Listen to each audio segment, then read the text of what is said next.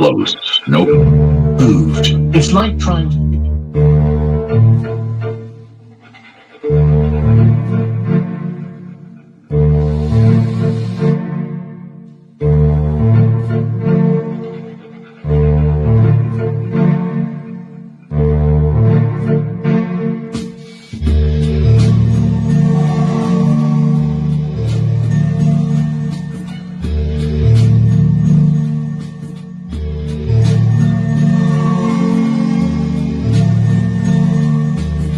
Thursday, August 28th,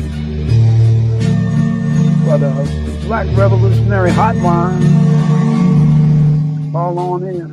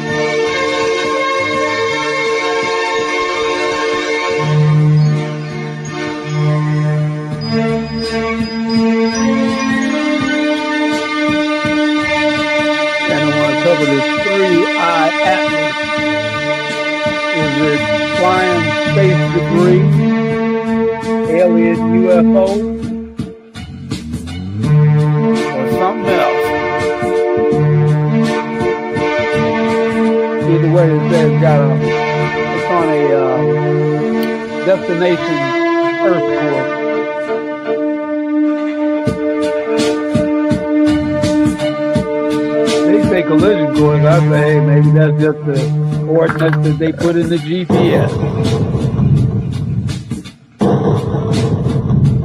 And thanks for everybody coming out. Thanks, Brother Joe, for coming out. Thanks for all the people coming out.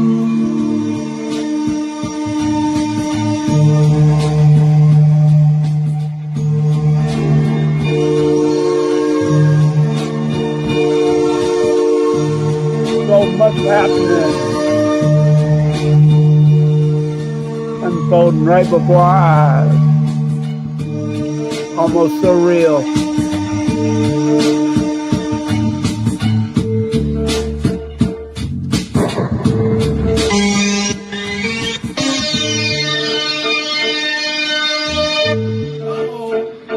We gotta get an encore on this joint. Hold up. A little bit too close to the end. Again, it is. I said it before. The Black Revolutionary Hotline. Thursday. Take it from the top. August like 28th. James Brown say, on the one.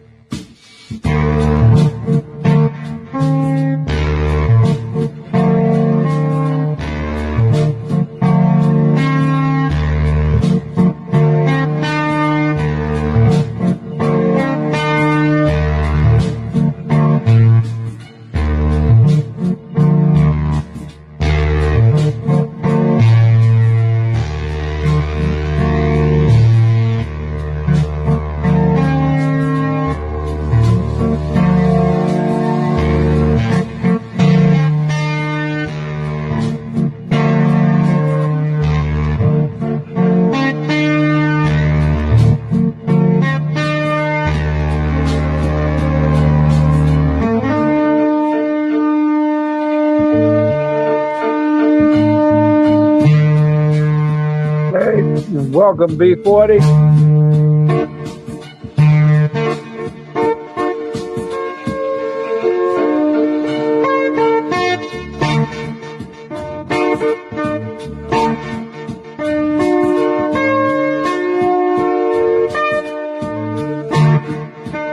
Thanks for everybody coming out.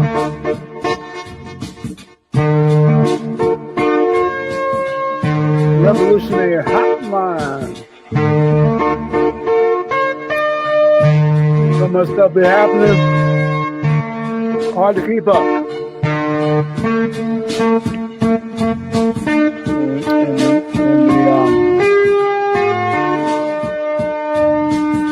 think Trump is going to be the last year.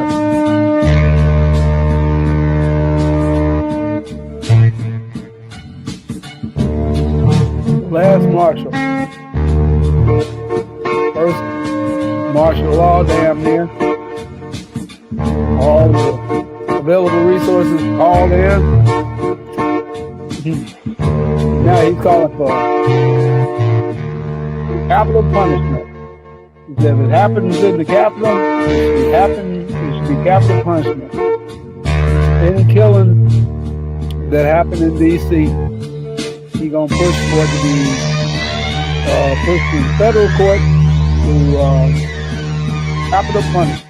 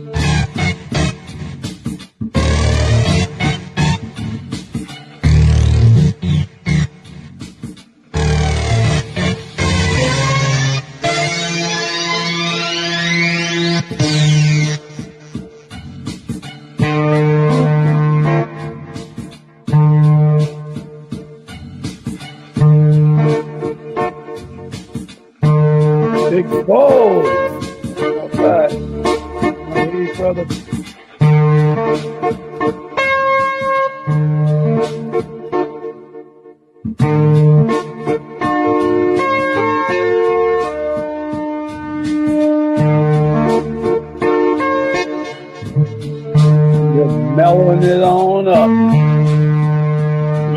Let a few people get on in here.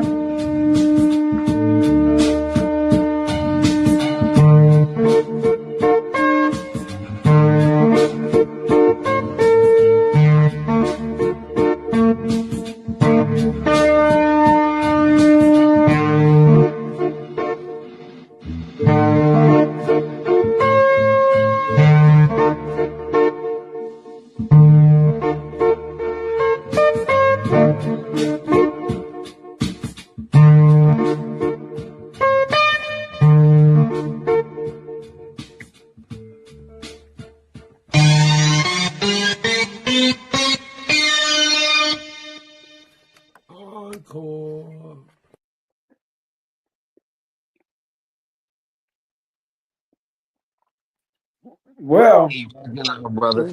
Here, we either got extraterrestrial visitors coming, or this it might be some kind of. They don't want to look at it like it's a comet because it don't have a comet trail, but that's the only reason.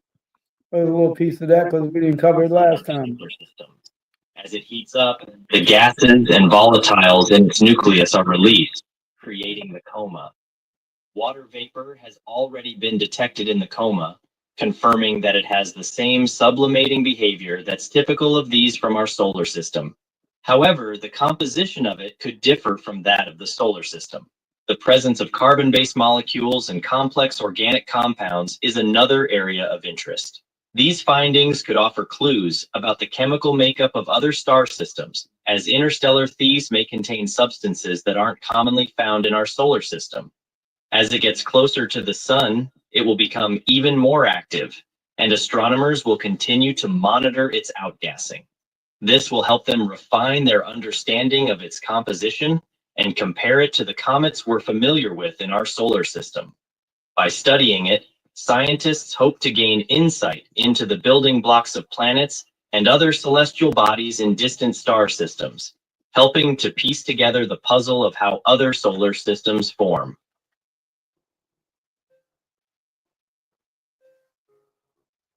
On October 29th, 2025, it will reach perihelion, the point in its orbit closest to the Sun at a distance of 1.36 AU, or about 167 million miles.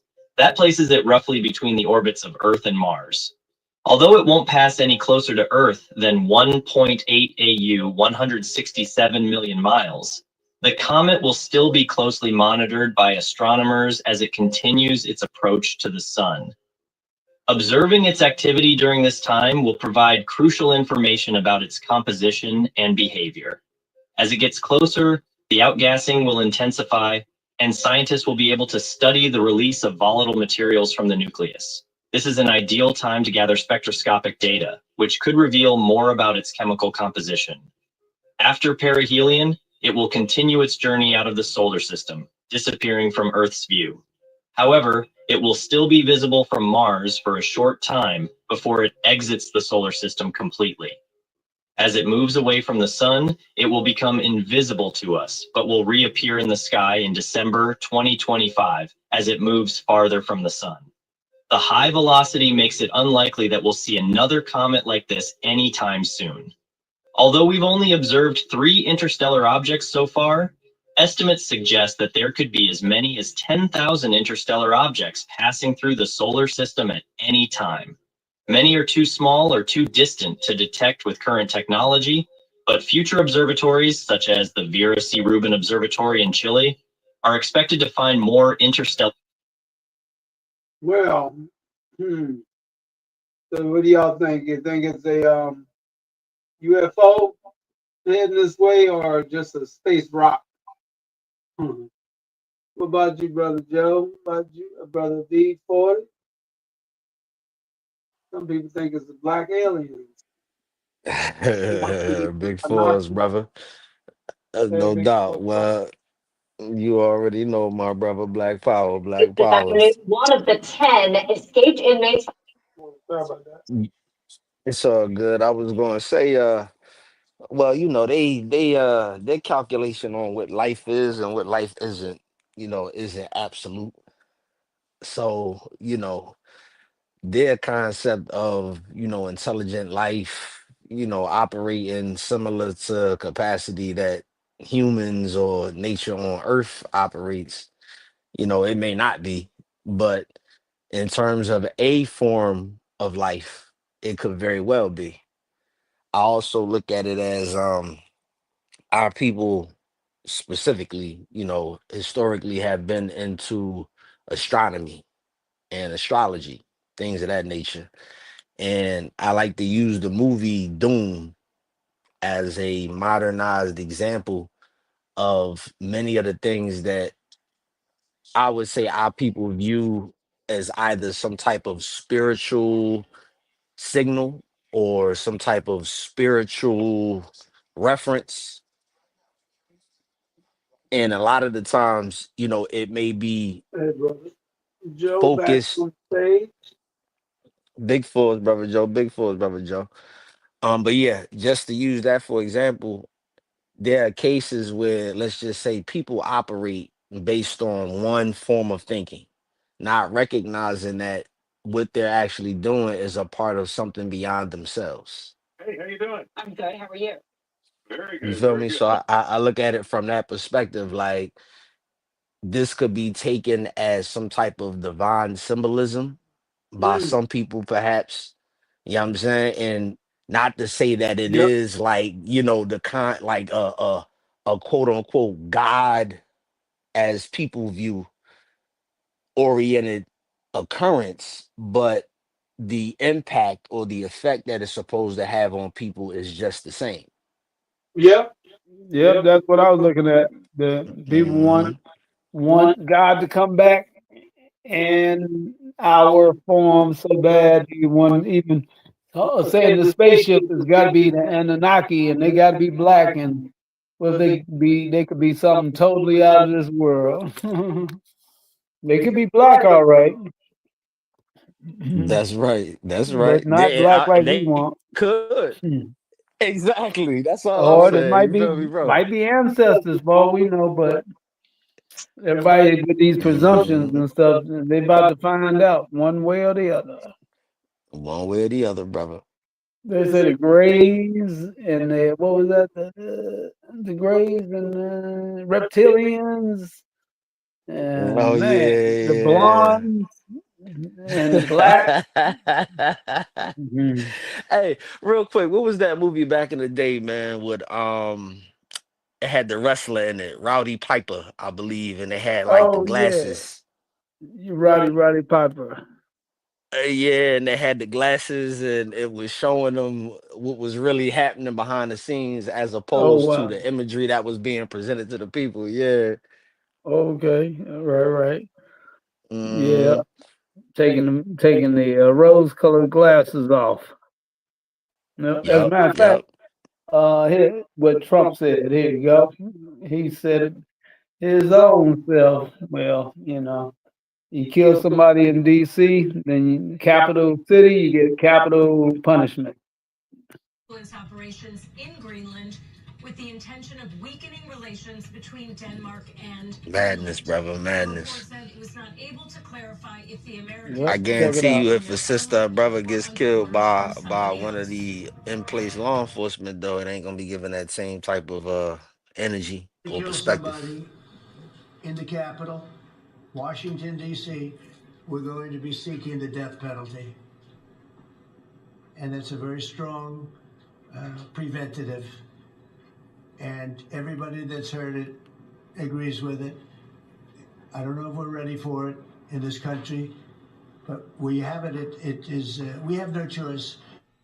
Oh, it didn't happen in one night. These arrests, all 12 of them, and the seizure of all these weapons indicate the seriousness of crime that is occurring in our community. Now, over 2,300 National Guardsmen and federal agents have been scouring the city for most of the month, despite Congress being on recess. Trump says Republican House and Senate leaders are working on a new legislation to fight crime. Posting last night, Speaker Mike Johnson and Leader John Thune are working with me and other Republicans on a comprehensive crime bill. It's what our country needs, and now more to follow. Make America great again.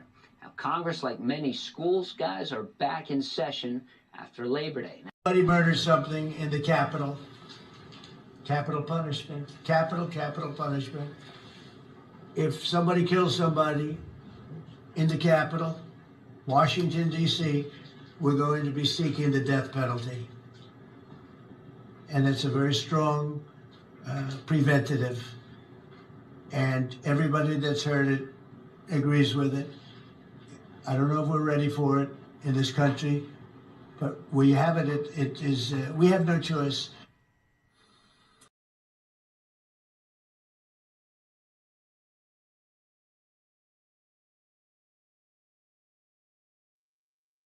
Is known all Speaking of throughout which, the world as occupied America. They call it occupied. We're being occupied by a criminal force. And we're an occupied state that refuses to let our great law enforcement professionals do the job that they so dearly want to do. You know, they want to do the job so badly, but they're threatened constantly. You're going to lose your pension. They don't want to do it. What is this ideology? It's so sick. But to everyone here in Colorado and all across our nation, I make this pledge and vow to you. November 5th, 2024 will be Liberation Day in America. It will be Liberation Day.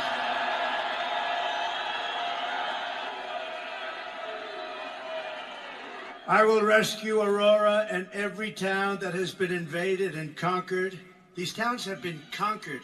Explain that to your governor. He doesn't have a clue. Trump's description of Invasion of illegals into our country. We will defend our territory. We will not be conquered. We will not be conquered. We will reclaim our sovereignty, and Colorado will vote for Trump as a protest and signal to the world that we are not going to take it anymore. We're not going to take it anymore. And if they come back into our country, they will be told it is an automatic 10-year sentence in jail with no possibility of parole. The most striking part of Trump's Aurora speech was his call for the death penalty in cases involving undocumented immigrants who commit violent crimes, specifically murder. Take a listen. And I'm hereby calling for the death penalty for any migrant that kills an American citizen or a law enforcement officer. Mad that he said the death penalty for any illegal immigrant operations in Greenland. Is mad. Go ahead. What you saying? Whether that person is illegal or fucking not, it's still a reasonable.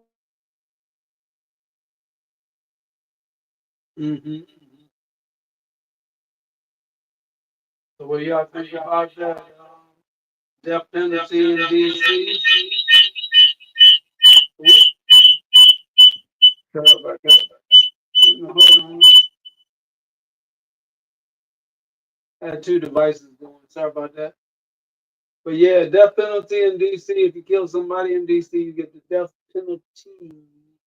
And what's going on with these ice cream trucks going around at 2 o'clock in the morning and stuff. I seen a clip of look like somebody trying to escape from one of them ice cream trucks. Y'all seen that? No, I haven't yet, brother. Okay. Yeah, it shows somebody trying to escape from one of them. So we're then going around at 2 o'clock in the morning, a lot of missing children missing. And that's Virginia, I believe. But yeah, let's see what they got to say.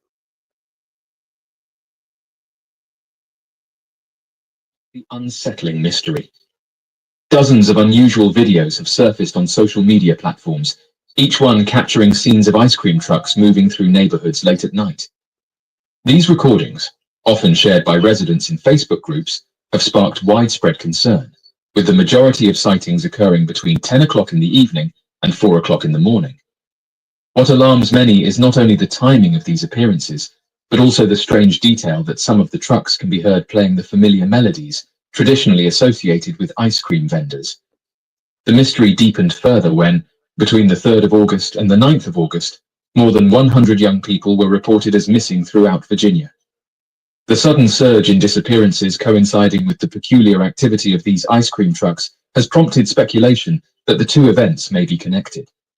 For communities already unnerved by the late-night presence of these vehicles, the overlap has only added to a growing sense of unease. Residents across several towns have shared their experiences in community groups online, often expressing shock and fear. Many note that such events have no precedent, explaining that prior to this summer, there had never been any history of ice cream trucks moving through neighborhoods after dark. Some individuals have reported seeing these vehicles pass by more than once in a single night, almost as if they were circling the area with a deliberate purpose. To many, this behavior has suggested that the drivers may be searching for something, adding another layer of strangeness to the unfolding mystery. One account in particular has captured widespread attention. A woman from Virginia posted online about her encounter with one of these trucks. She explained that she first noticed it pulling into a quiet residential street late at night. She decided to follow it at a distance. The vehicle eventually stopped, which heightened her sense of fear. She described feeling that the situation was not right and chose to drive away, only to realize that the truck had started following her. This pursuit continued until she pulled into the parking lot of a store, hoping to find safety and alert others nearby. According to her statement, the driver of the ice cream truck suddenly jumped out and began running toward her car. She described the man claiming that he was conducting an experiment, and that this experiment involved making people disappear. The woman's fear escalated when a second vehicle, a white van, began following her closely as she tried to escape. She managed to get away, but the experience left her deeply shaken and convinced that there was something deliberate and disturbing about the activity surrounding these trucks. Her story is not the only testimony fueling alarm. Others have shared sightings of multiple ice cream trucks traveling through neighborhoods on the same night, sometimes within only minutes of one another. These overlapping reports have created the impression that something organized is taking place, rather than isolated incidents of late-night drivers. The eerie element of the music being played by some of the trucks only intensifies the unease, as the cheerful tunes, usually a sign of joy, take on a sinister tone when heard in the dead of night on otherwise silent streets. The missing persons cases reported between the 3rd and the 9th of August remain one of the most troubling aspects of the situation. Families across Virginia have come forward to share their heartbreak and confusion, describing young people who vanished without clear explanation. For many observers, the timing of these disappearances alongside the rise of mysterious ice cream truck sightings is too coincidental to ignore. While no official link has been declared, the public conversation has become increasingly focused on the possibility of a connection. As days turned into weeks, more and more residents began recording videos whenever they spotted the trucks. These clips, now widely shared across social platforms, form a collective archive of evidence that suggests the phenomenon is widespread. The sheer number of sightings indicates that this is not a rare occurrence, but an ongoing and deliberate pattern. Concern has grown so significant that entire community pages are now dedicated to tracking and discussing the movements of these late-night vehicles. The social impact of the situation has been profound. Parents have become increasingly wary. Neighborhood watch groups have formed in several towns, organizing patrols and encouraging residents to report sightings immediately. The atmosphere in many communities is one of vigilance and suspicion, where the sound of faint music at night is enough to cause alarm. The psychological toll has also been notable. The image of the ice cream truck has long been tied to innocence, summer afternoons, and simple joys. To see that same image transformed into a source of fear represents a profound shift in collective perception. What was once watch over their kids out there because they're disappearing. Possibly threatening, and certainly unexplained. The testimony of the woman, followed by both the truck and the van, illustrates the level of intimidation people now feel. Her experience highlights the possibility that the phenomenon involves more than just one driver or one vehicle, but rather a coordinated group with unclear intentions. Her encounter shows that the fear is not only theoretical, but based on direct confrontations that leave lasting emotional scars. As the weeks since early August have unfolded, the debate continues to intensify. For some, the idea of connecting the disappearances to the ice cream trucks feels speculative, yet for others, the overlap is too significant to dismiss. Each new video, each fresh testimony, and each unexplained absence adds weight to the growing belief that Virginia is facing a mystery with serious implications. The mystery of the ice cream trucks represents more than a curious series of late-night drives. It has come to symbolize a deeper sense of vulnerability within communities, a reminder that even familiar and once beloved aspects of life can transform into sources of dread under certain circumstances. The residents of Virginia continue to watch, record, and share, determined to shed light on a phenomenon that shows no sign of ending. The unanswered questions remain heavy, but the lived experiences of those who have seen the trucks, heard the music, or been followed through darkened streets make it clear that this is not simply an internet rumor. It is a lived reality for many, and until clarity emerges, the mystery will persist.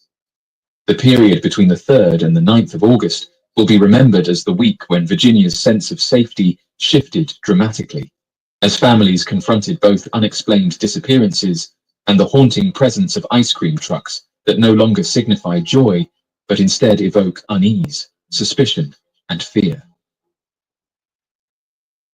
Thousands want to storm the Vatican.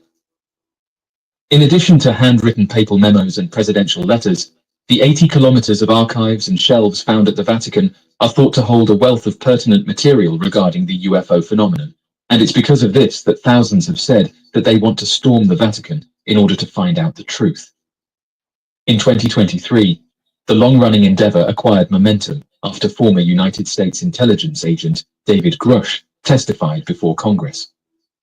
According to Grush, Benito Mussolini's dictatorship obtained information of a crashed UFO through back-channeling from Pope Pius to the United States.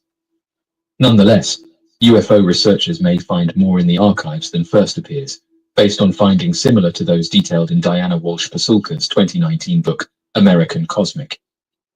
According to Pasulka, a religious studies professor at the University of North Carolina. So what y'all think? Is an experiment make people disappear, as they say? That's enough for me right there. An experiment to make people disappear. I guess that'd be where all the homeless folks would be going. They start disappearing. Yeah, but I think they like genocide on our kids and stuff like that. Get the youth and the organs most likely. So definitely gotta watch over your tribe out there. Any comments on that, y'all? Brother Joe, brother Lee. Yeah, most definitely, brother. Obviously, my love goes out to the sisters and brothers that's being affected by it directly already. I know, when we think of, the US government, they got like this military identity of, invincibility and, just impermeability and impenetrability and all of these other abilities that they supposedly have. But I mean, at this point, man, I mean, either we fight or we see what the results is going to be. With them Yeah, I think further we need to militarizing these yeah, territories and these different that's locations, on my arm earlier. they can move in. They can move in and do so much under the guise of government instruction. And ultimately, if the government is enabling it, allowing it, or actually doing it, the people ain't gonna save us so much. Out of fear of what type of response or how the government may potentially react. But we already see how they're acting. Yeah. Hey, brother Eugene, how you doing? Talking about these ice cream trucks that's spooking the neighborhoods around 10, 11, 12 midnight, 2 a.m. Peculiar activity of these ice cream trucks along with has people prompted disappearing. speculation that the two events may be connected. For communities already unnerved by the late-night presence of these vehicles, the overlap has only added to a growing sense of unease. Residents across several towns have shared their experiences in community groups online, often expressing shock and fear. Many note that such events have no precedent, explaining that prior to this summer, there had never been any history of ice cream trucks moving through neighborhoods after dark. Some individuals have reported seeing these vehicles pass by more than once in a single night, almost as if they were circling the area with a deliberate purpose. To many, this behavior has suggested that the drivers may be searching for something, adding another layer of strangeness to the unfolding mystery. One account in particular has captured widespread attention. A woman from Virginia posted online about her encounter with one of these trucks. She explained that she first noticed it pulling into a quiet residential street late at night. She decided to follow it at a distance. The vehicle eventually stopped, which heightened her sense of fear. She described feeling that the situation was not right and chose to drive away, only to realize that the truck had started following her. This pursuit continued until she pulled into the parking lot of the store, hoping to find safety and alert others nearby.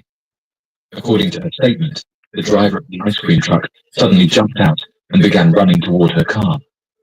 She described the man claiming that he was conducting an experiment, and that this experiment involved making people disappear. The woman's fear escalated when a second vehicle, a white van, began following her closely as she tried to escape. She managed to get away, but the experience left her deeply shaken and convinced that there was something deliberate and disturbing about the activities surrounding these trucks. Her story. But they told her right there, experiment to make people disappear. Yeah. But I think to make black kids disappear. Not them. They just happen to come up on it. Welcome, brother Eugene. How you doing? Welcome to the Black Revolutionary Hotline. Yeah, that's what's up. Thank you, Black Power, Black Lightning. This is Brother Black Eugene. Power, brother. Always a pleasure, Some man. kids Reporting to disappearing you all in out of Virginia. Charlotte, North Carolina, right here, trying to hold the fort down, brother. Black Power. Black Powerful. Yeah, we're trying to hold it down. And like I say, these ice cream trucks roaming Virginia and kids steadily disappearing in Virginia. So, kind of put two Oh, and two man. together on that. Yeah, And yeah, know whether or man. not Sorry that's the happening to government you is farming guys, or not. but that's been going on for quite a minute, man, with these children becoming missing all across the country here, you know. Yeah, especially now, with all these government agencies loose like that, you think that that might be some kind of something that they might know about, or they could get to the bottom of it real quick. Either know about it or are part of it. Yeah, just like Trump said before. He said about the drones. He said the government know what it is, and they don't want to tell you. That's when Biden was in charge, though. Yeah. So what's he? Right. They all hiding something. So how you guys doing up there in the DMV? Oh, everything's great. Yeah, except for the takeover, DC takeover. Yeah, I've been seeing that on the news, man. Certainly, I know the city, once known as Chocolate City, has been taken over by the federal government, and the people, some of them have been taking the streets. Many of them been getting the beat down to go along with that. Right. But they just recently showed on some of the newscasts how many guns and people they've taken off the street. I believe is more than 300 people now. They've apprehended and taken off the street. So quite a bit of people since they got started with all that nonsense. Oh yeah. I got some stats. Let's Got it. President Trump ended Joe Biden's Green New Scam policies and is delivering on his promise to make America affordable again. These savings at the pump are giving everyday American families more room in their budget at the end of each month, which is the exact opposite. Hold on, not her. She's too long-winded. I mean, I saw something with. Oh, here we go. They were giving some kind of stats. Sorry about that commercial. Colin Simpson, senior legal fellow at the Heritage Foundation and former U.S. Attorney for Violent Crime, joins us now. I imagine that in a way you're, one, glad and relieved, but also kind of frustrated because you knew there was a problem and it was difficult to try to get these things done. This is now the results. We have 1,007 arrests, 101 guns seized, 6 known gang members have been arrested, 2 missing children have been recovered. That's incredible. And 49 homeless encampments cleansed. And Coley, your thoughts as DC residents start to grapple with the realization that crime is not something that they had to live with. Right. And that's why I've been raising alarm bells for years about this, Dana. I saw it firsthand when I was in the U.S. Attorney's Office. Look, DC residents, especially in the tough parts of town, deserve public safety, but they haven't been getting it at all. There's a culture of lawlessness in this town. The Washington Post and others have been anesthetized to violence. They just assume it's going to happen. So thank God Trump and Pirro are in there fighting, and they're on very solid legal ground deploying the National Guard in D.C. In other cities, that could be tougher. And Coley, we hear from certain politicians that they're against this crackdown. They say it's all a political stunt. But when you get on the ground and you talk to the real people living out there, they're giving it a big thumbs up. Take a listen. Well, I'm glad they're cracking down on crime. That's all I can say. I feel a lot safer, so I'm actually really happy. I feel like the nation's finally becoming safe again with this, so it's nice that look who they asking. protecting us. I think extra security is always a good thing, especially in the metro. I mean, if you got crime, you need police. You need it. They ain't asking no black folks. And Coley, those right there are the opinions that matter. Huh? Bill, you know from your outstanding reporting. He ain't asked no black folks. He said those are the opinions that matter. Ain't that a blip? I guess our opinions don't matter, but our opinions do matter. That's in why a we on here. in a Yeah. predominantly black city. You know what I'm saying? You going you and even if you did pull a quote unquote black face out of there, to be honest with you, I mean, you know, many of our sisters and brothers have drunk the Kool-Aid. They just accepted things for what they believe to be how they're supposed to be. And they've just, relinquished whatever self-power or potential of power they have themselves. So I wouldn't have been surprised if they did have a brother or a sister get up there and, oh yeah, I love to see it. You know what I'm saying? Remember, we had plenty of sisters and brothers or ancestors that were enslaved that did not want to leave the plantation and who saw master as a good man. He gives us sleeps. You know what I'm saying? He gives us eats. That type of mentality. So I wouldn't have been surprised either way. But for us as a group, like we supposed to be able to see beyond that at this point. Like historically, what base of trust do we have to operate when dealing with them on any level? Especially when we see them operating openly in many things. I can get sisters and brothers being duped when they don't really know what's going on behind the scenes, but for this to be so open and blatant directly at us, you know what I'm saying? And I they're don't I going don't to, see how it'd be so hard. Go ahead, brother. I'm sorry. yep. And going to the, what are they going, Chicago next? Yeah, if they haven't already hit the ground in Chicago. That's right. They For, got Chicago and Baltimore lined up to be the next places. Chicago and Baltimore are supposed to be next in line, and followed by Texas and some other places. And New York. He ain't gonna leave New York out. That's the spot. Well, one thing for sure, part of the Black Power movement right now definitely must be consciously aware that there is a fascism movement taking place. And we all started seeing that when the Israelis started warring on the Gaza Strip, pretty much a modern day colonization project that is taking place right in front of our eyes, where those folks are getting their land and resources confiscated by an oppressive regime. That's the same thing kind of took place in the time of Hitler when the fascism rose up in Europe and Germany, and during World War II. Same type of tactics took place prior and before. So I guess we as a new conscious African living in a nation of Babylon, we must also be aware that a lot of that stuff that took place during that time period could easily take place in this time period as well. And we see that carrying out right now in the Gaza Strip. So that could easily come here to a Babylon America as well. But, we're going to have to unite together as a united people. Too many of our people, we vary in thought and also have difference of opinions that are too widely diverse and really don't have a code of ethic or honor in this day and time period. In order for us to protect ourselves, we're certainly going to have to look at, regardless of what our petty differences consist of, as 42 million Africans living here in the United States must have a code of ethic to be able to protect ourselves in some civil manner. So it all depends on what our generation going to do, because the baby boomers are done. They done talked and they marched. They did what they had to do.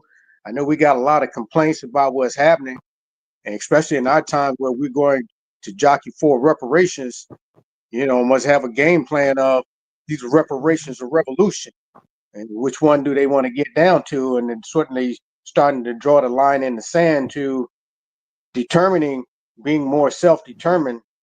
That's what our ancestors initially wanted to do for themselves, but unfortunately, after the civil rights movement and the Jim Crow era, they kind of put our politics in a mode where they took it over, and we kind of have a small amount of say-so as long as we can get a pacifier.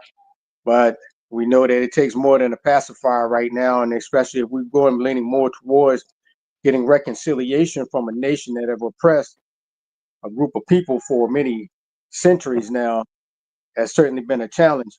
and not even going back to a bunch of centuries, coming all the way up to today's date and time, but we still see many of the atrocities being carried out and formulated on our people. And this is built by design. Of course, we're a new breed leader, African generation. So moving in that direction where it's certainly going to be challenging for us, because each generation come here to struggle. We know different than any other generation that has come to Earth and has survived all these years. But it's certainly a time to draw the line in the sand and to figure out where we as a group of collective people, which is the Black People Foundation, Black Americans who have built this country, to place more and higher and more stricter demands on the leaders that we so-called supposed to be in office to represent us.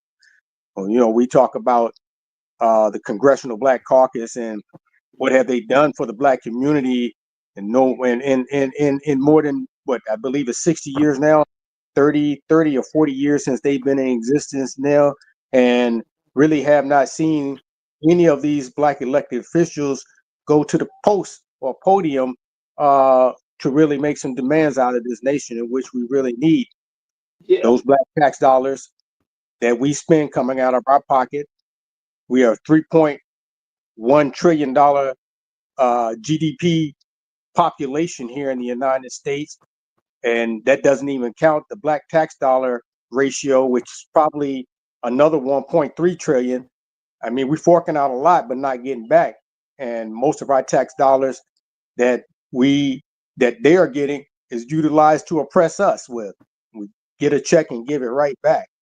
And they take that same check and oppress us with it through the occupation of our cities, like we're seeing right now, what's happening in Washington, D.C. and all over this nation, with the immigrants being the first target.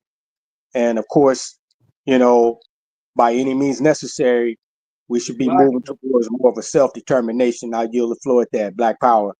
Black power. And I was reading it, Joe said, since the arrival of the National Guard on August 12th,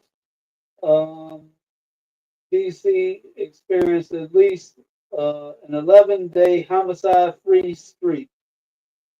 They had one. Though the claim it was the longest period in many years was disputed, as there are similar periods earlier in 2025. Yeah, well, ain't nobody gonna be out there doing homicides with the feds and with all them characters out there on there. And even got the National Guard gave them weapons too. It's a good thing. Guard. And say when you source we got a source from Black and white, because they down at Union Station and they getting their sources from white tourists. And say same. Okay. Perpetual victim. Yep, we can't be perpetual victims. That's what I'm sure. I'll play the rest of this too. LA, when Gascon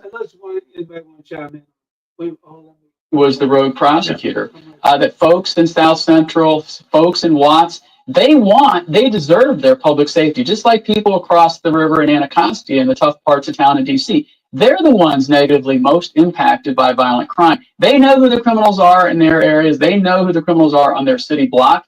And yet people have turned a blind eye to that and assume that it's okay. So you have white elite liberals on the city council and white elite liberals in Northwest and the rich parts of town acting like this is an over abuse of power. They've never even been to Anacostia. They've never even been to South Central. They don't know what the hell's going on down there. And that might also be said for, the Chicago governor. I'm sorry, the Illinois governor who was in Chicago yesterday saying, look, everything's fine, while he was with his security detail. I do have a question, though, because I know when Judge Pirro took over as the U.S. attorney there, one of the issues is that it's a little bit understaffed. Maybe that's an understatement. And so you have all of these arrests. Can the prosecutions keep pace? No. But she'll do her best. They're down about 90 prosecutors. This is an office of 330 prosecutors, or should be. It's down 90 prosecutors. they have hardly any DA investigators in their office. Most DA investigator offices should have a 2 prosecutor to 1 investigator. They have 100 to 1 ratio here. And then you have the DC Superior Court where 90% of the crimes are tried, and you have a bunch of liberal judges who let people out all the time. So there is a systemic rot in DC. This is a good start. I applaud the president. I applaud Pirro. I applaud the National Guards men and women who are doing their job. But you have a wholesale revision of the system that needs to happen. And Coley, we don't have time to play this down, but real quick, I'm not sure if you saw yesterday, a speaker at the DNC got on stage and said that Democrats should worry about bigger things than carjackings and migrant crime, which she said Americans really don't care about. 20 seconds left. Your final thoughts on making a comment like that they would platform someone who says that. Exactly what you would expect from a Soros stooge at the Vera Justice Institute. Pathetic. Well, hey, you know what, Coley? You can do that in 10 seconds or less. Yeah. Just like name that tune. Thank you so much. Great to have you. I'm Steve Ducey. I'm Bright. 11-day streak of no killings in D.C. and Trump ended up. He pulled the Trump card out and said any killings that happen in D.C. will be met with capital punishment. So there you go. They got That man, it represents among our highest form of opposition on this landmass. I don't know. I know we don't react to it this way, but all of these are declarations of war, man. One nation to another. We've assimilated into this Americanism concept. So for us as a group, it's hard for us to be able to separate. And for many of the sisters and brothers who recognize that that is a necessary move, they hold on to tradition. You know, historically, you know, our ancestors fought and died for this country. Our ancestors were operating based on the knowledge and the awareness that they had at that time. They were doing what they felt was in our best interest based on whatever knowledge they had attained up until that point. We have access to far more knowledge. Furthermore, we have their example to draw from, whereas they didn't have their own example to draw from. So we see what this demanding or slow gradual reform is doing to us as a group. We need radical change because there's not one thing that we can address. If we are fortunate enough to get reparations, in which again this is demanding, so what becomes the alternative if the demand does not succeed? Do we demand a little harder? You know what I'm saying? But if we are successful at obtaining reparations, that doesn't eliminate instances like this from happening. Right. It doesn't. And It doesn't. there's the stats right there on the screen. Assaults are down 19%, burglaries 48%, homicide 57%. But what was going to happen when the 30 days is over and everybody goes back home? Right. Address. I mean, even for the sisters and brothers who don't see it for as a declaration or an act of war, if they see this as a real fix, you know, an attempt to really correct intercommunal issue, like you just said a moment ago, what happens after 30 days or whenever this television show has concluded and things go back to normal? Right. Like addressing the symptom instead of the actual root sickness. They know that economic disparity or poverty is the driving force beyond much of the criminology, you know, the things they deem as criminology regarding our people. They know that already. You know what I'm saying? But of course, it works to their interest to create a narrative so that they can generate the continual global support and then also confuse us within our own ranks. But that's why I mean about us as a group developing a more proactive approach to everything. To the brother's point earlier about exercising our right of self-determination, in which that could be done a multitude of different ways. But that has to become our political aspiration as a group. That has to become our agenda or our long-term goal, no matter what strategic steps we set up between them. But in the meantime, we have to build a capacity to defend ourselves the best we can, outside of just the personal level. I can defend me and my personal people here, and a couple of the Yeah. M's can pull up, and we can secure a few neighborhoods, perhaps. But Yeah. what about outside of that? You get what I'm saying? Right. Right. As a whole, as a people, as the unit. Right. Well, Well, you you know, know, like all Malcolm people said, live interlinked. like Brother Malcolm said, you know, it's going to get down to the ballot of the bullet. And for us, you know, as a free and liberated and free thinking people moving towards a more solidified movement between ourselves here in the United States, it's going to be very pertinent to our survival on how we're going to move into the future. It's, you know, when we do that, I'm also the Minister of Economics of the Provisional Government of the New African Republic.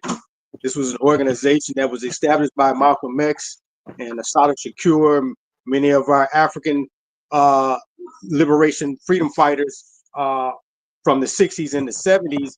They put together a constitution that will allow us to, if we want to succeed from the United States government, that give us the auspice to do so, but it also gives us an opportunity to occupy 5 territories which were set up in the southern region of the United States that will allow us to begin to assert our self-determination under the laws and government that we choose, and uniting ourselves as a liberated people, being more self-determined. And that means in you know, a group that's very similar to the South African freedom fighters of the day of today, which is the EFF, oversaw by the Honorable Julius Malema.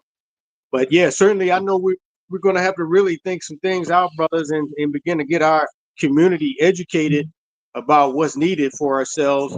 I know our ancestors, they've come here and they've struggled and they've had to decide what was best for them at their time, for their time period. And this is a day and time period in which we're living in. We're going to have to do the same, and it's going to be some very strategic thinking that needs to be necessary with some folks who understand the dynamics of both politics and economics, but also willing to put their lives on the line just in case it does get down to a point where we have to revolutionize. So, you know, it's just some very strong thoughts to be thinking about. Very complicated. Very complicated. Right here, they got concentrated all down here by the White House and stuff, FBI, DEA, and National Guard. Like DEA, National Guard everywhere. And where the multi-agencies, they probably in the Southeast. Well, actually, you cross the bridge and you don't see nobody. Yep, nobody in our neighborhoods, of course. Yeah, that's predominantly white territory over there in that area. That's on the other side of both Maryland and Virginia meet right there. Those are very rich neighborhoods in those areas. Also Fairfax County and Loudoun County, right there where they meet. You're not going to have a whole lot of criminal activity going on, not with the type of money being spent for the houses over there. But a lot of it is too, you know, Washington, D.C. is becoming more gentrified. You got a lot more white people there within the last 20 years than it has ever been. And that's because much of that younger generation, whereas the older generation took flight during the 1960s, they didn't want to be around Black people who were occupying large parts of the city. And I say this because I also grew up in Washington, D.C., and most of the housing that was purchased during the 1950s all the way up through I would say, close to the 80s, was by majority of well-to-do Black people, and many of them were veterans that were coming out of World War II and also Vietnam, Korean War, and then in my generation it was the Afghanistan and Iraq War. These GIs were able to come home and purchase homes, but now what's happening with the gentrification process, a lot of those homes are being purchased at assessed value a lot of times, especially the older generation who, really don't even know how to go look up what their assessment property value is. And then some of them fall under what's called the Homestead Act. They were able to shelter themselves in with the safeguarding of their properties. But a lot of our older generation now, those baby boomers, are being targeted because they're willing to sell out just because a lot of them don't have heirs to take over their properties, or a lot of times they just don't have people in place to be responsible for their financial affairs as they get older. So, a lot of those places in Washington, D.C., crime was pretty high, and it's been high since the time I've been there growing up in the 80s. Yep. I can really tell you about some criminal stuff. That's very minute to what we had to experience in my time period. But yeah, some of it does need to be taken care of. Those areas have gotten to become very dilapidated and run down, while many parts of the city was being gentrified and fixed up. I yield the mic. Yeah, they just let the predominantly black neighborhoods just go. Don't try to fix it up at all. But the other areas being gentrified, so they fixing them up because they know people moving in, moving out. For sure. Moving out, moving them in. And you see that take place in a lot of the black people neighborhoods. They tend to have all these funding institutions in place to fix neighborhoods up, but a lot of those loans never did reach the black community where they were predominantly black people living at. You can ride through the city and you can always identify the black community as opposed to as a community that has been predominantly white or have been gentrified over the time period. But many of the loans and grants and things that black people need to build their communities up, they still fail to do that, and that's called redlining. And redlining stuff is still prevalent in our black communities, and definitely need to be addressed, especially with our black politicians and leaders.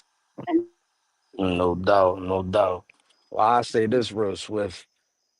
I'm not opposed to utilizing political seating and reform to acquire resources, access, for the purpose of positioning, etc.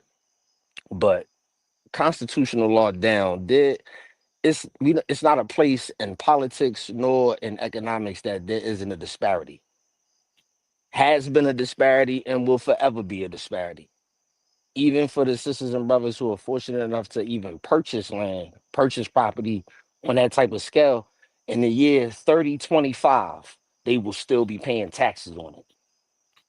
In the year 4025, they will still be paying taxes on it. So either way we slice it, there's no real long-term win within this structure for our people. So I look at it to the brother's points earlier.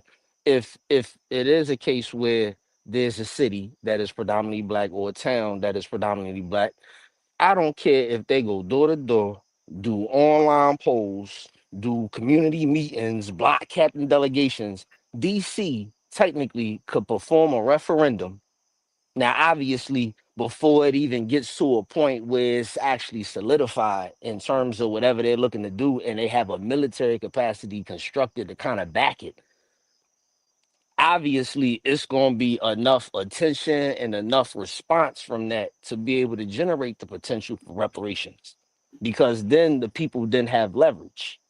If by chance the situation with the reparations does not go through, the people have an opportunity to position themselves for some type of monetary reparation, because if they go through a full referendum and they declare independence, At that point, all the property, all the assets, hell, the geographical value, all of these things could be leveraged for the benefit of the people. Now, a referendum is one route, a political entity, which is a group of people, we know what that is, but just a group of people who represent the political interest of the people can technically galvanize and sensationalize enough to get enough public support to be able to do it. And I know that's a far extreme, but we know there's no one individual aspect that we can address that's going to fix all these issues.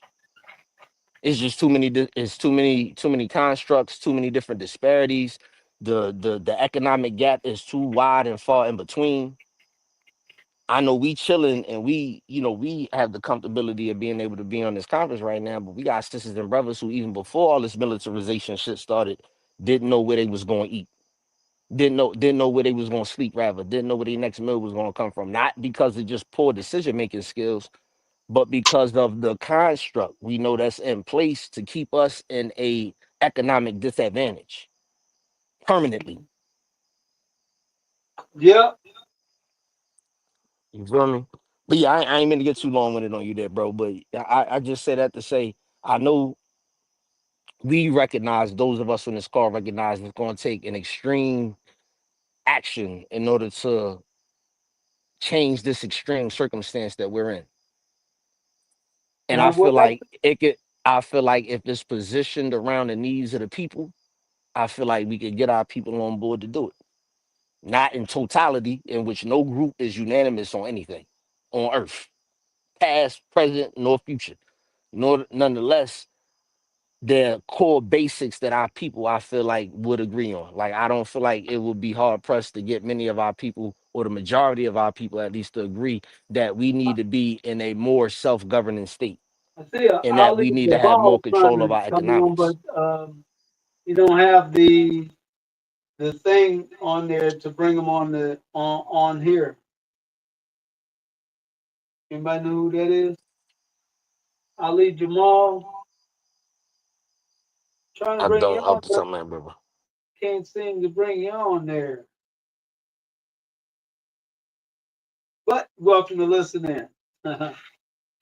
Talking about well, for one, the ice cream trucks, they're going through neighborhoods late at night, and the same neighborhoods we got hundreds of, well, I don't know how many, but a lot of children are missing in Virginia, and they have these spooky ice cream trucks going through Virginia at night. You know, at hours where you ain't supposed to see no ice cream trucks, like 1 or 2 o'clock in the morning. And of course, Trump's takeover.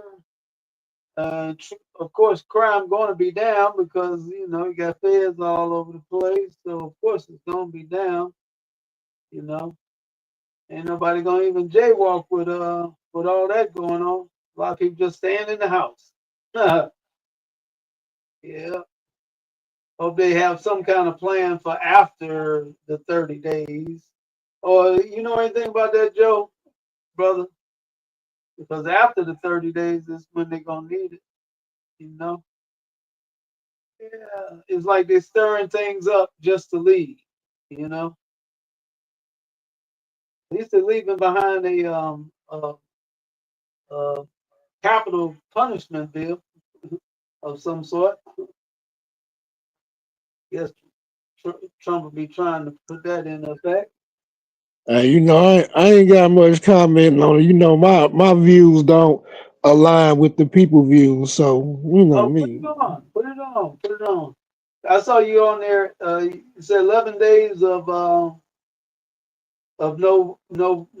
violence, no violent crimes. 11 days. Hey, get the National Guard out there and let it return to status quo, where one person was murdered every 36 hours prior to this. Yeah.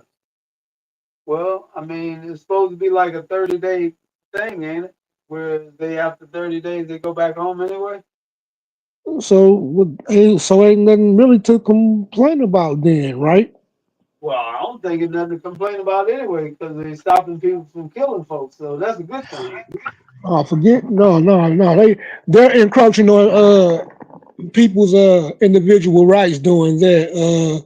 If people want them out of there, they should get out of there. But to knowing that they're going to be out of there in 30 days, just wait them out. They'll be out of there. Everybody can return to normal. I don't think they care about the National Guard being out there. I think they care about all those various police agencies being out there all at one time. It's almost like making it into a police state, a totalitarian state where you can't even walk down the street because you know somebody watching. I think that's the problem. The unblinking eye has been constantly watching the entirety of America since about 2006. Great Britain implemented it first. The UK implemented it first in the late 90s, where they had an unblinking eye camera system throughout their entire nation. Now we have it. So they need to use it, not just have it. Utilize it. They do utilize it. Whereas if they see somebody about to commit a crime, If you are important enough, like a CEO of a healthcare company, they utilize it extremely well. shit, they didn't utilize it when Luigi got the How didn't they? They caught him. They caught him with a ski mask on and a ghost gun. He had a ghost gun and a ski mask on, escaped on an e-bike and went ghost, and they caught him. So how didn't that work? Oh, no, I'm just saying they should have got him beforehand. Yeah. Yeah, okay, I He agree. didn't have preventive measures. Oh, as a matter of fact, I don't know how true this is or whatever, but I heard they got a thing coming out where they can you can serve your time in your mind in like an hour or a day, you know, where they hypnotize you, whatever, and take your memories and mess your head up. Yeah, if they could do that, that's theoretical and that'll lead to transhumanism, but that's probably what Musk's working on with that Neuralink. Yeah, they talking about it though. They say that a person be done serve the sentence in their mind. Nah, Trump gonna end up filling up these jails with Negroes and illegal immigrants, and that's what's gonna happen with the labor force, with the cheap labor force. You know, Yeah. they're gonna be the ones like they was doing down south, had them boys doing fields and stuff. So best thing you can do is tell your youth to stay out the way. That's slave labor for sure. Okay, like I get what you're saying and feeling some kind of way about that being slave labor. When somebody kick you in the door and shoot your family up, you know what I'm talking about, and rape your old lady, what they supposed to get 30 days and released? No, they're supposed to be executed at dawn. But folk feel some kind of way about him proposing executing illegal immigrants who come here and murder. Make it make sense. No, I ain't got a problem with it. But he said if they were to kill American citizen or law enforcement. Are you not aware of how many black folk, and in particular in Georgia, a couple of black women who were slaughtered by illegal immigrants? Are you aware of that? Yeah. Tell us about that. Cause I noticed a lot of research and news that be being done be like one-sided and biased. You know, look at opposing views and stuff like that. Well, So you gotta look at it all. But you say down in Georgia though,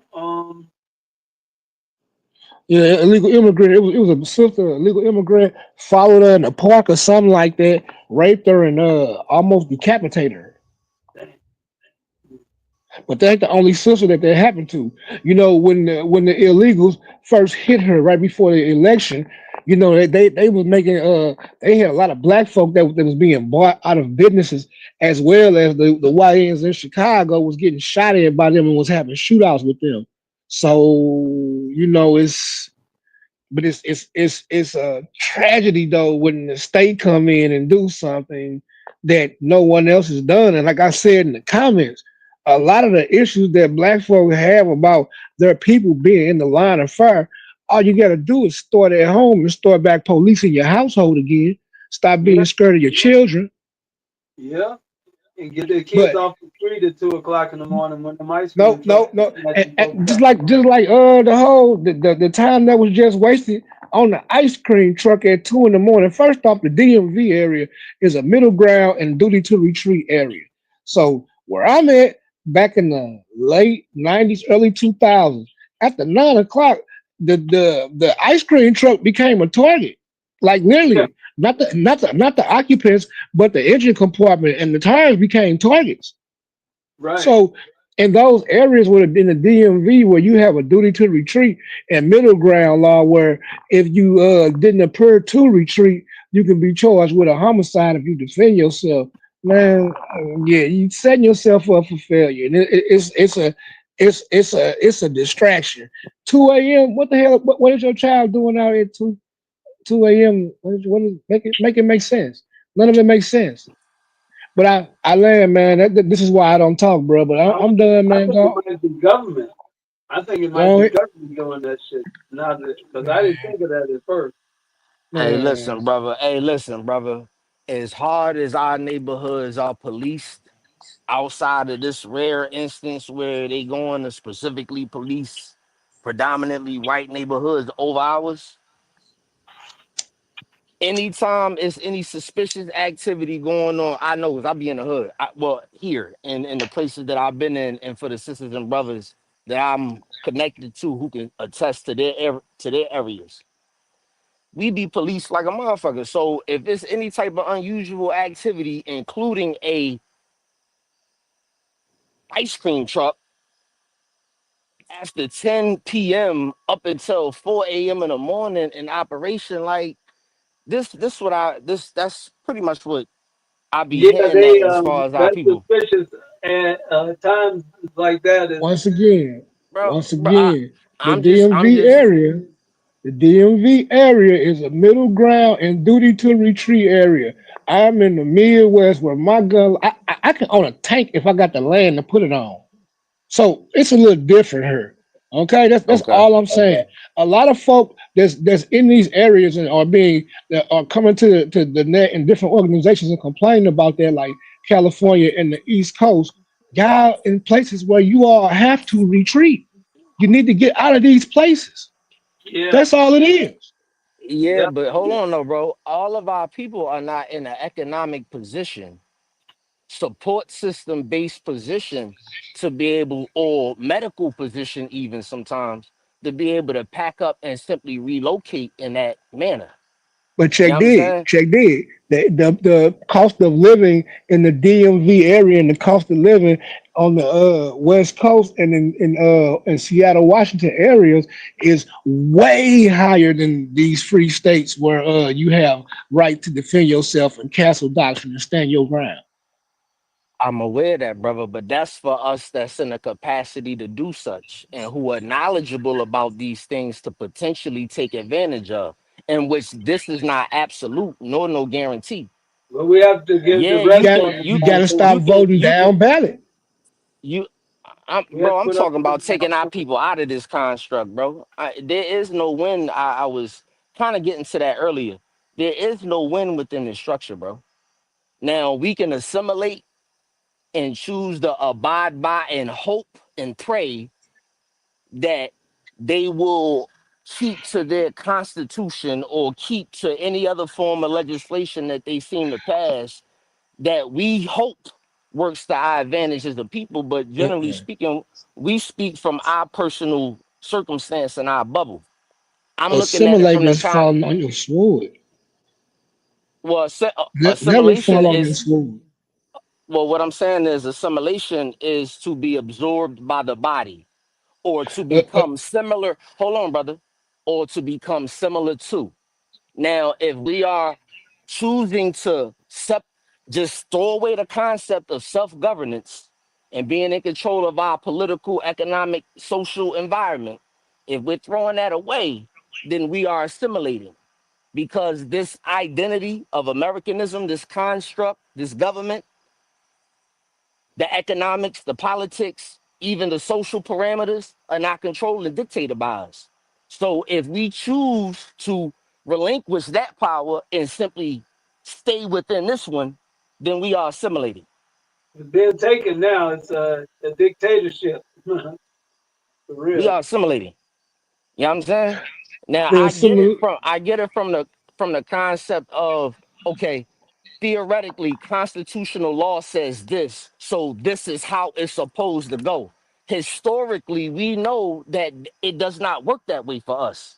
Yes, we have instances in which sisters and brothers do successfully utilize the law, but for just as many that we can outline that have, it's been another sister or brother who has been undermined, regardless of whatever the legislation is, based on what they choose to recognize, based on what they choose to acknowledge.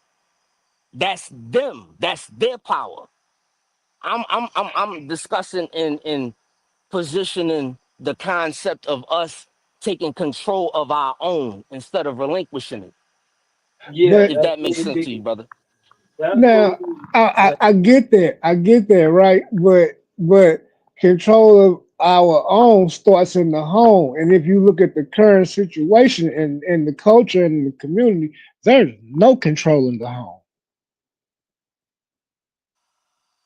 I agree. We gotta take back Oh, control of the family first. Family. and I would say this too. That is true, but we do have many different aspects of our people, right?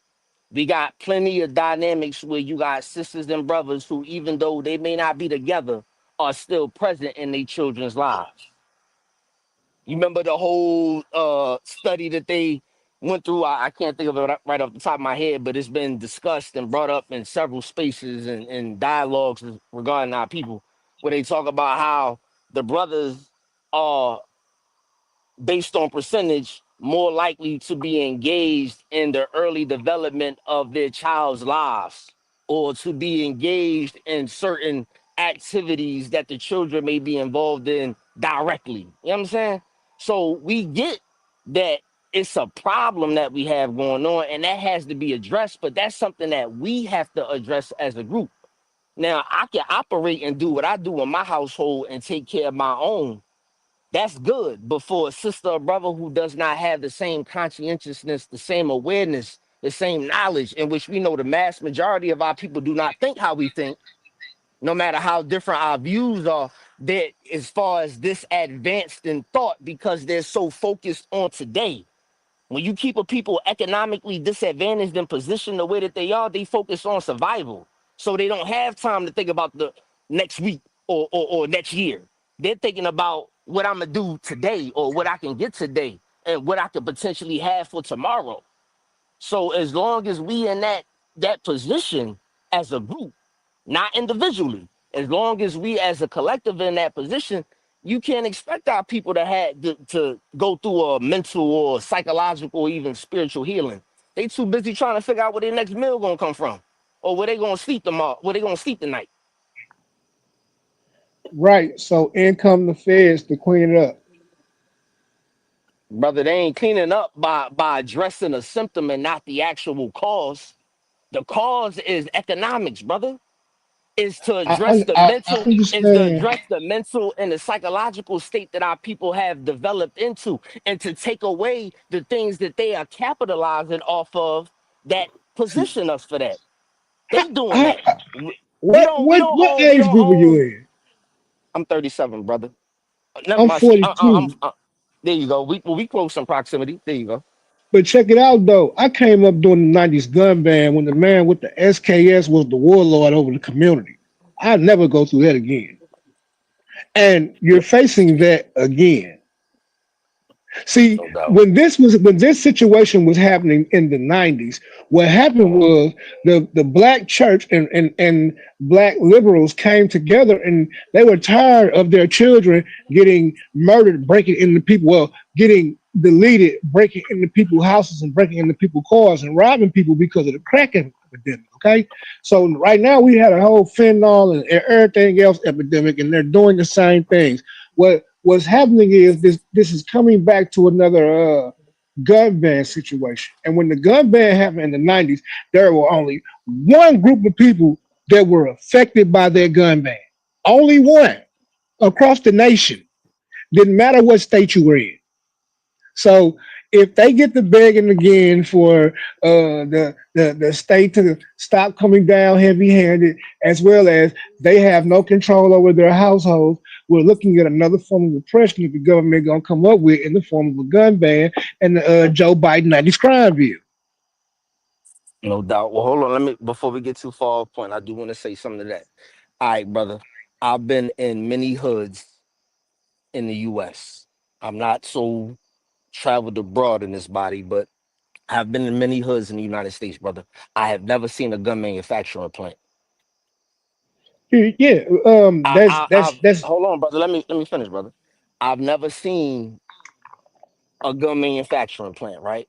I've never I can seen explain that. a plant. I've never seen a plant that took a coca leaf and turned that into cocaine.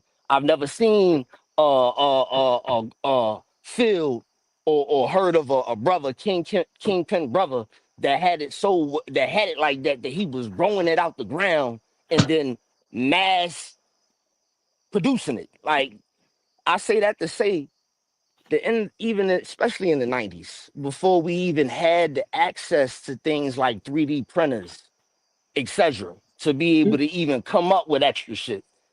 Even in the 90s, brother, we ain't never had access to be able to bring this stuff into the hood, bro. Listen to me, bro. It ain't that many pawn shop gun thefts. It ain't that many pawn shop gun thefts. That's it doesn't happen. Hold on, brother. This is my That trade. somehow, I got you, brother. I'm gonna let you do your thing, but just let me say this point. This one, I forget my thought. Ain't been no Smith and Wesson, Taurus, or any other gun manufacturing mass theft to account for all the guns over the years that have somehow magically ended up in the hood, bro. It doesn't have All to of be. these I'm trying guns. to explain that. Okay, That's brother. easily explained. Okay, well, I was gonna say this last little part, and I'll let you have it. These guns, before they get touched by anybody else, have a serial number. They These don't. guns. Okay, They brother, go ahead and don't. do your thing. Yeah, brother. Check it out, man. I'm a gunsmith and armorer by trade. I've been doing that for about 12 years. You hear me?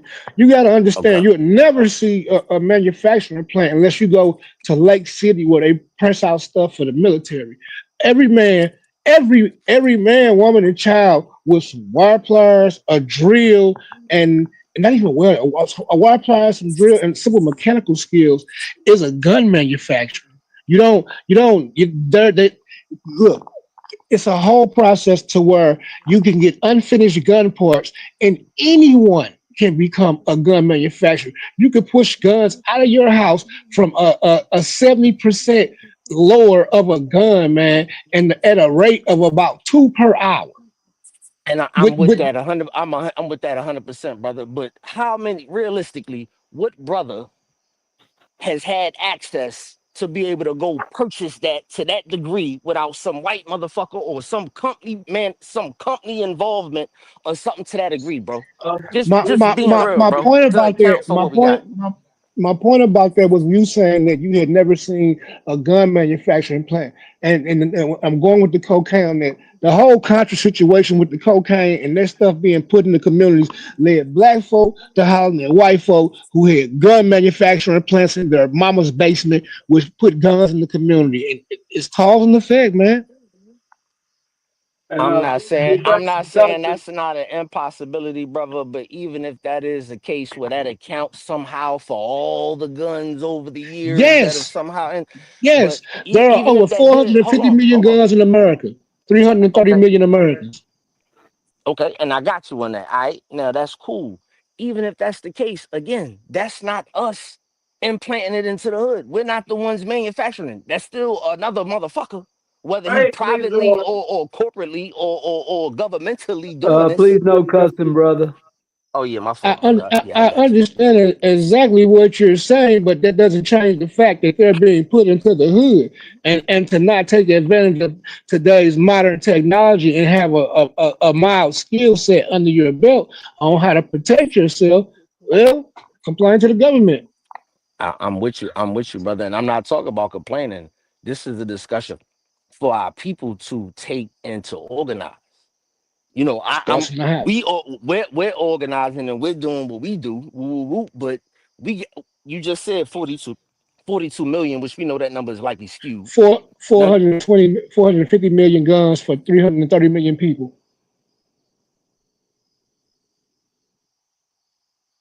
okay. Armament. Yeah, I mean, either way, bro, it's not us that's manufacturing them Jones and bringing them in here. The either And way, none of that matters. I'm not even here to point blame or nothing. The point I'm saying is, instead of us trying to continually utilize certain methodologies that haven't yielded the radical change and we know doesn't necessarily have the potential within the foreseeable future to yield the radical change we need, then that means we need to consider alternative options. And if that means separating, then that's something that we internally need to discuss and figure out if that's the best option for ourselves without necessarily allowing fear to govern our decision making. Hey, let's see what the White House had to say real quick. I had her tuned up too. She's just gonna give an update from their perspective. You know how they gonna do that. Unleashing American energy dominance. President Trump ended Joe Biden's Green New Scam policies and is delivering on his promise to make America affordable again.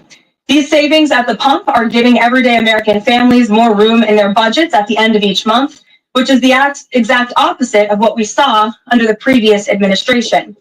And as we commemorate Labor Day this year, we finally have a president who fights and delivers for the American worker every single day. President Trump believes that American workers are the heart and soul of our economy and our national identity, which is why he's championed an agenda that puts them first always. For decades, the hardworking men and women of our country who built the greatest nation in world history were sold out by selfish, greedy, short-sighted globalists who put our country on a path to economic and cultural ruin. They hollowed out our factories and towns and betrayed the American working class by shipping jobs overseas and importing millions of low-wage migrants to replace American workers. Under President Trump, this national disgrace is over. American workers are, once again, being put at the center of national trade policy, and the dignity of American labor is being defended. As a result, President Trump has already brought in nearly $10 trillion in new private and foreign investments so that the top businesses in the world can create high-paying jobs in America and hire American workers to fill them. In fact, since President Trump took office, the economy has added more than 500,000 new jobs to the workforce. In a stark reversal from the Biden administration, all of that job creation has been driven by private sector growth, and all employment gains have gone to native-born Americans. Wages for blue-collar workers are now rising at the fastest rate in the past 60 years. And the average American worker has already seen a $500 wage increase this year alone. Thanks to the largest middle tax cuts ever signed into law by President Trump, with no tax on tips, no tax on overtime, no tax on Social Security, Americans in all 50 states will keep more of their hard-earned money. The average American taxpayer will see a tax cut of nearly $4,000 because of these pro-growth provisions, according to analysis from the Nonpartisan Tax Foundation. In other news, President Trump continues to deliver on his promise to restore law and order to our nation's capital. Since President Trump's intervention, there have been more than 1,283 arrests right here in the District of Columbia. Total crime in DC is down 19%, and violent crime is down 30%. Carjackings in the district are down 67%. Homicides are down 57%. Robberies are down 40%. Motor vehicle thefts are down 32%. And assaults with dangerous weapons are down 23%. And property crime is down 18%. These numbers prove the president's bold actions to make DC safe and beautiful again are working, just like he said they would. And that's why on Monday, the president took additional action to sign an executive order taking steps to ensure that cashless bail in Washington, D.C. is eliminated. For too long, DC's reckless cashless bail policies have allowed dangerous criminals to be quickly released, which endangers everyone who lives in and visits our wonderful capital. No cash bail has also foolishly forced law enforcement to repeatedly arrest the same offenders over and over again, only for them to be released back into our nation's capital. This is the definition of insanity, and the president is seeking to end it.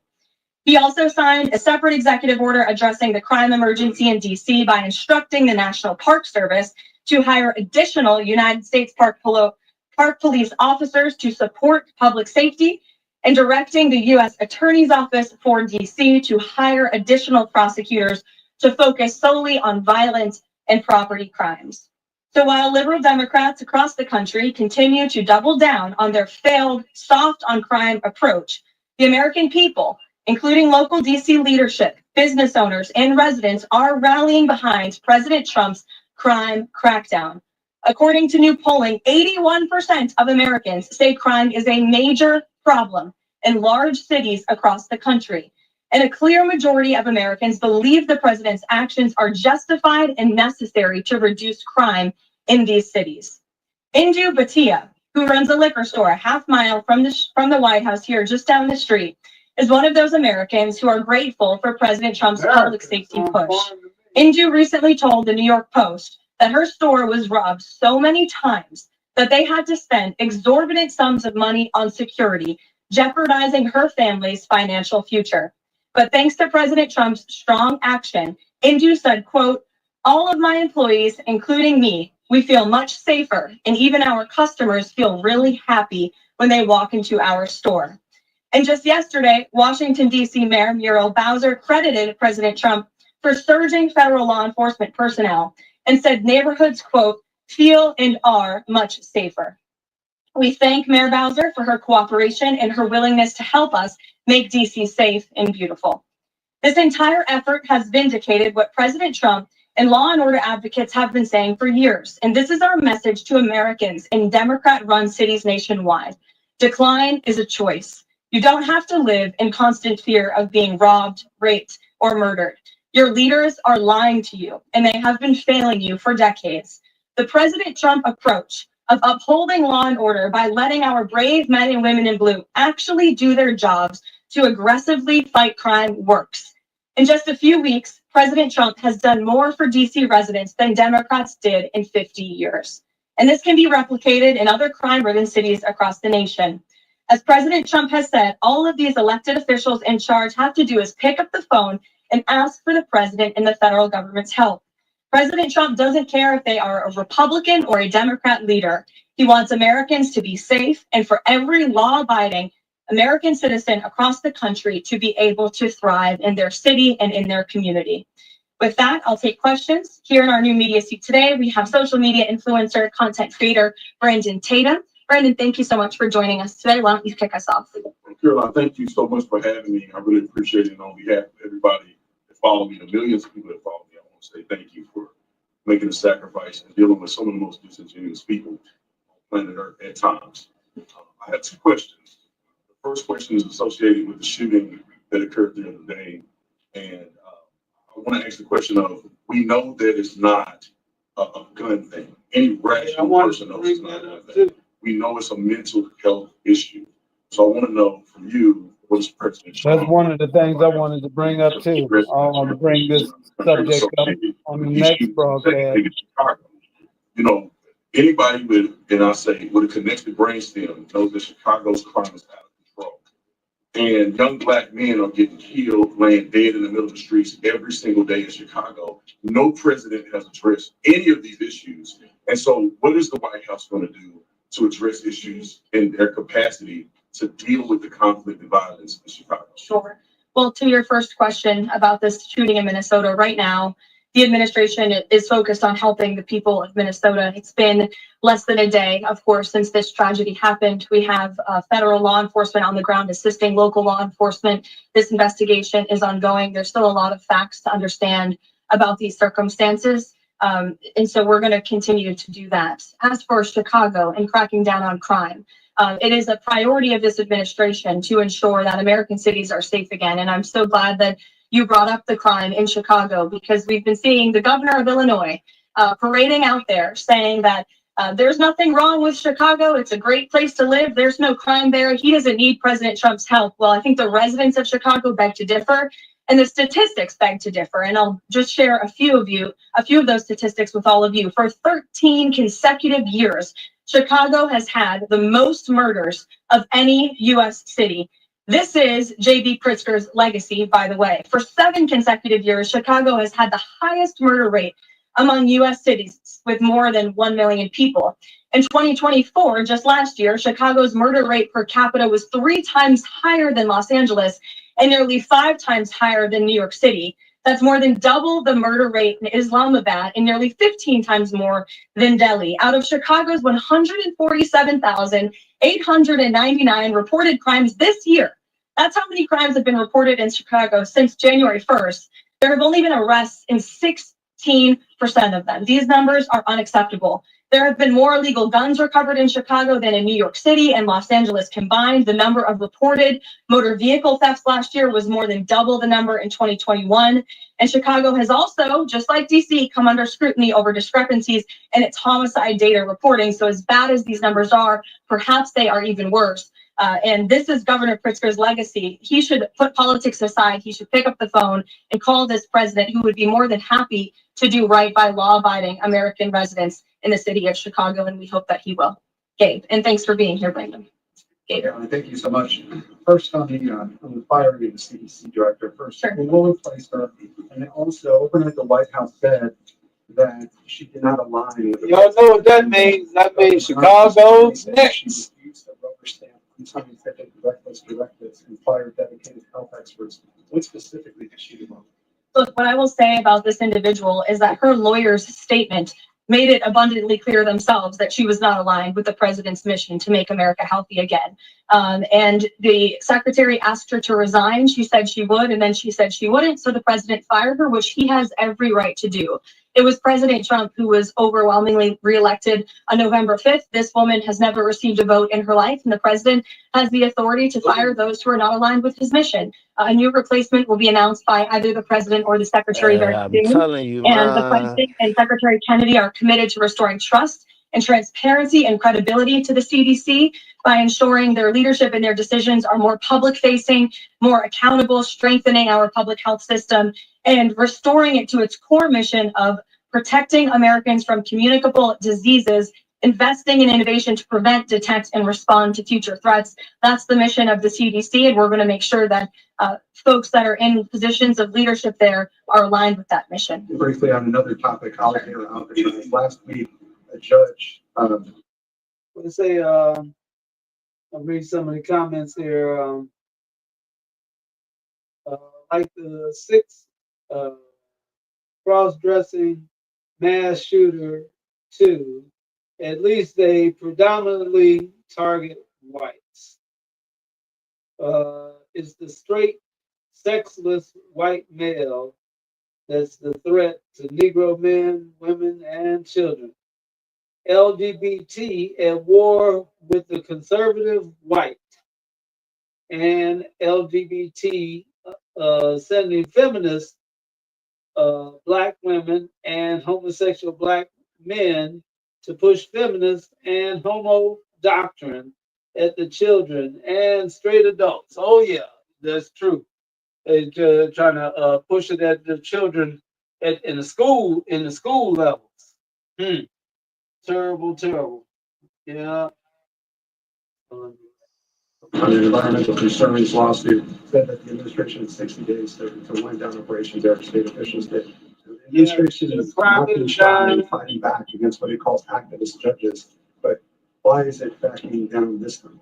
We're not backing down. We've always said that we are going to continue to fight in the court of law for what's right, because we know that Well, crime is down. With it being a police state, it would have to be. Oh shoot! Any closing statements, brothers? Yeah, Big Four is real swift, bro. I mean, I feel like it's a lot of reactionary stuff that they have going on, coupled with agendas. How far long term, you know, we really Kelly, can't say. But this is more of a normalization of authoritarian or authoritarianism. He basically normalizing the capacity to be able to override and to step and do essentially whatever. And if this person has the quote unquote consensus white majority support, that could be anybody now or later. Yeah, true that. Now, like I said, us as a people, I know it's a lot going on around us, but closing ranks and focusing on what we need to do proactively, couple what we need to do reactively to what's happening, would be in our best interest. Yeah, we gotta think it out. Better than Cause be like, but I'm talking about like concrete plans and agendas though, cause Yeah. we really be putting a lot of time, energy, and effort into other things, and then when sisters and brothers be positioned and shit like this, we step right over it. But then we get into circles, and we want to have conversations and build about things, but that's the results is going to be the tell of the tape. Yeah, definitely need to have some town hall meetings, more of those. And let's move right along. Only a few minutes left. What about you, Brother Joe? You know, my motto: stay strapped and get OINs, local laws, and local penalties for breaking those laws. And that's about it. I land. Yeah, yeah.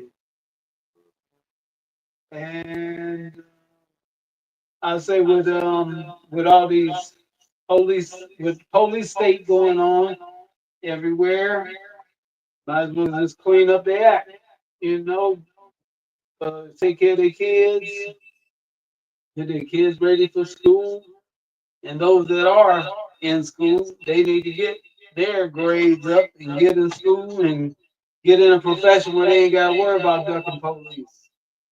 You ain't got to worry about ducking police if you ain't doing the wrong thing. And remember, they are giving out the death penalty, just in case capital punishment doesn't sink in. Put it like that. Eye for an eye, tooth for a tooth, and a life for a life. So that's what they're giving out in DC. If you kill somebody in DC, you will be getting the death penalty. So let's be careful. Watch our kids out there, because at 2 o'clock in the morning, they should be out there on the street. No way. So shouldn't be out there for an ice cream truck to be picking up. And if you see an ice cream truck out there at that time of night, we should be squatted up, at least two or three, and pull up on them and find out what's up, or at least let them know they're in the wrong neighborhood to be thinking they're gonna just ride around without being unchecked. Yeah, they go get checked that they're around here for sure. Yep. So that's my closing. Oh yeah, perfect time, man. Yeah. So thanks, I appreciate you coming on. I don't know where Shabaka's at. He's missing in action. We're gonna have to find him. I know he's been doing the late show with Brother Jesse. So they'll be on the wee hours of the morning. If y'all happen to turn your TV on, you'll probably see what they call it, the black. Not well. I know Shabaka's Black Experience Enhanced, but what's Jesse's Frontline Black News? Yep. All right, well, y'all have a good one. I appreciate it. And let me play this one more time before we get out of here. Just a reminder. Wait a minute, hold on. Yeah. Influence operations in All Greenland right. with the intention of weakening relations between Denmark and Greenland. The report said it was not able to clarify if the Americans were working on their own or under orders from somebody else.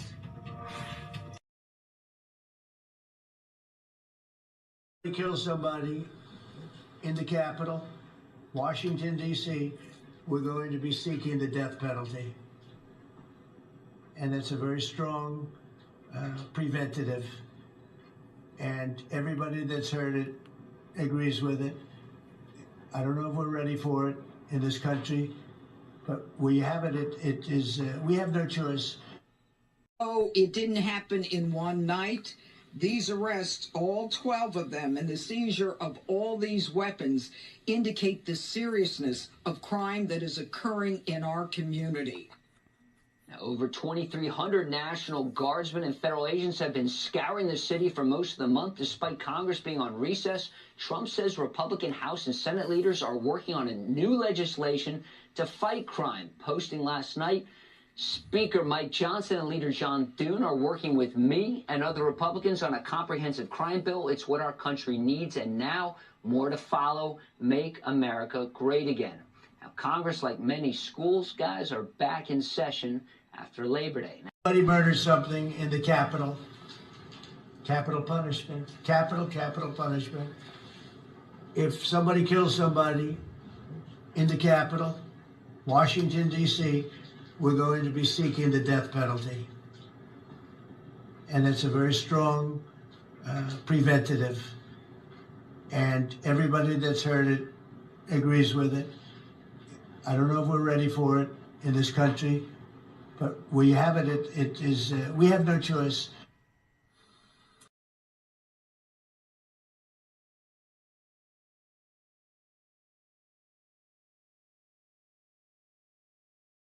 But Trump say he got no choice. Occupied America. They call it occupied. We're being occupied by a criminal force. And we're an occupied state that refuses to let our great law enforcement professionals do the job that they so dearly want to do. You know, they want to do the job so badly, but they're threatened constantly. You're going to lose your pension. They don't want to do it. What is this ideology? It's so sick. But to everyone here in Colorado and all across our nation, I make this pledge and vow to you.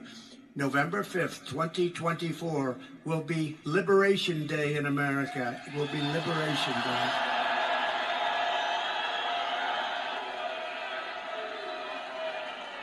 I will rescue Aurora and every town that has been invaded and conquered.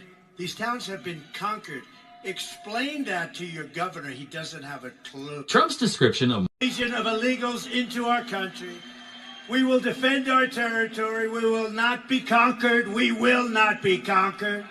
We will reclaim our sovereignty, and Colorado will vote for Trump as a protest and signal to the world that we are not going to take it anymore. We're not going to take it anymore. And if they come back into our country, they will be told it is an automatic 10-year sentence in jail with no possibility of parole. the most striking part of Trump's Aurora speech was his call for the death penalty in cases involving undocumented immigrants who commit violent crimes, specifically murder. Take a listen.